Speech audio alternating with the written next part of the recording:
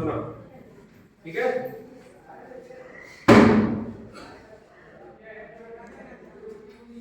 चलिए कहानी सुनते हैं, है ना?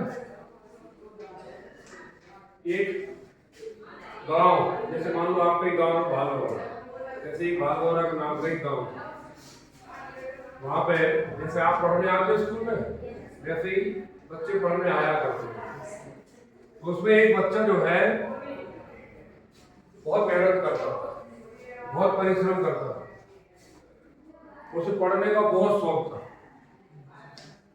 और वो चाहता था कि मैं पढ़ के कुछ बनूं और अपने माँ बाप का, अपने गांव का और अपना नाम आगे बढ़ाऊं और मेरी जो गरीबी है वो मैं उसे दूर कर पाऊं, क्योंकि उसे मालूम था कि गरीबी दूर करने का जो रास्ता है वो सिर्फ शिक्षा है, इसके अलावा कोई दूसरा रास्ता नहीं है।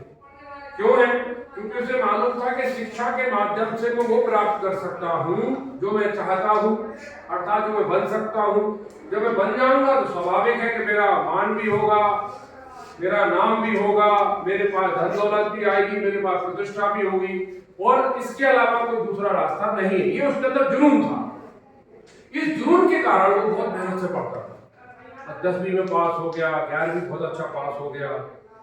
अब 12वीं में जब वो पढ़ रहा था तो थोड़ा सा उसकी जो मेहनत थी उसमें थोड़ी कमी आई और गांव वाले जो जानते थे उसे, वो सब पता था उनको कि ये लड़का जो है बहुत अच्छा पढ़ने में, बहुत मेहनती है और ये कहीं ना कहीं टॉप करेगा, नाम करेगा, ये उनको पता था। लेकिन ये बच्चा जो है थोड़ा सा डिस्टर्ब हो गया और 12वीं का पेपर हो गया, रिजल्ट आया तो वो उतने अच्छे नंबरों से पास नहीं हुआ जैसा उसे होना चाहिए। अब लोगों ने क्या करना, जब लोगों को पता चला गया ये तो फेल हो गया, तो गांव से जब जहां से वो जाता था तो उसका मजाक उड़ाने लगे, सब उसकी हुटिंग करने लगे, सब परेशान करने लगे उसे,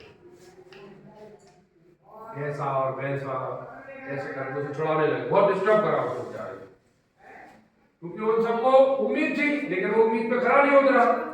अब वो इतना डिस्टर्ब हो गया कि जहां भी जाता था परेशान होता था। एक दिन वो अपनी टीचर से बोला कि सर मैं जब भी किसी जगह से निकलता हूँ, गली से, मोहल्ले से, रोड से, लोग और बच्चे मुझे चिढ़ाते हैं, मुझे परेशान करते हैं, मुझे ताना देते हैं, मेरा उपहास उड़ाते हैं, इस कारण से मैं बहुत मानसिक रूप से डिस्टर्ब हूँ और मेरा मन जो है कहीं नहीं लगता है, तो कृपया मुझे कुछ उपाय बताइए कि मैं फिर से अपने ध्यान को एकाग्र करते हुए पढ़ाई कर सकूं।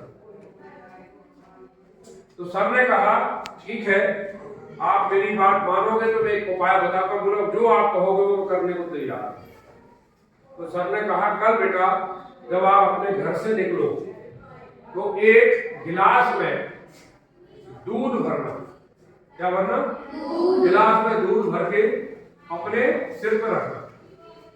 लेकिन शर्त उसकी यह है कि वो गिलास जो आपने गिलास में दूध भरा है उसका एक बूंद भी नहीं गिरना चाहिए।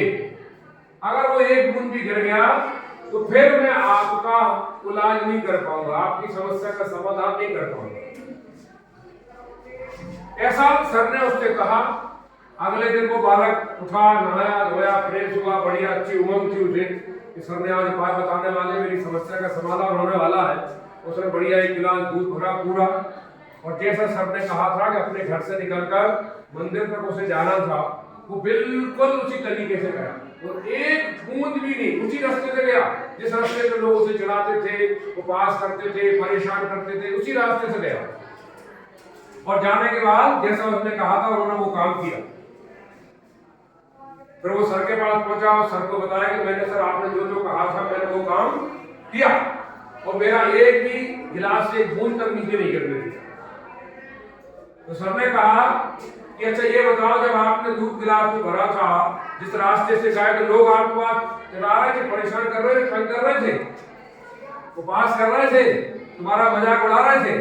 बोला मैंने उस पर ध्यान नहीं दिया, मुझे बिल्कुल पता नहीं है कौन क्या कह रहा था, मेरा पूरा ध्यान क्या पे था?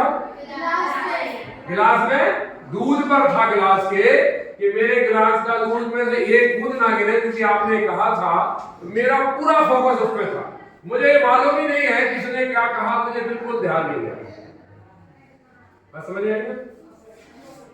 वैसे ही हमारे जीवन का क्या है, अगर हम किसी चीज पे शिक्षा क्या मिली हमारे लिए, अगर हम अपने काम पर फोकस करते हैं तो हमें आसपास की चीज का पता ही नहीं चलता, कौन क्या कर रहा है, कौन क्या कह रहा है।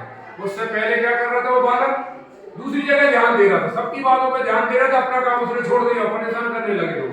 लेकिन जिस दिन उसे दूध का गिलास लेकर जाना था तो उसका पूरा ध्यान कहाँ पे था, लोगों की बातों पर था क्या ध्यान? नहीं था ना।